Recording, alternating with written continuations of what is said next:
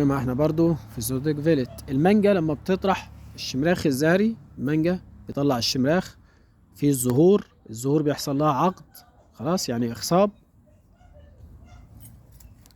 تمام، بيحصل لها عقد واخصاب. بعد العقد والاخصاب تبقى حبايه صغيره، الحبايه تكبر، استوت كلتها. بعد ما تاكلها بتيجي هنا وتروح دايس، تروح شايل دي خالص اهي. ليه؟ لان ده لو انت سبته كده بالطريقه دي، لو انت سبته بالطريقه دي بيعطلك اسمار السنه اللي بعدها. المفروض انا لو كنت شلته كان هيطلع لي الشمراخ تاني زي ده، اللي هيشيل طرح السنه دي اللي هي 2024 ان شاء الله. تمام، نخلي بالنا من الجزئيه دي كويس جدا اهي. يعني دي اتثابت يعطل لك الشجره، نفس القصه هنا.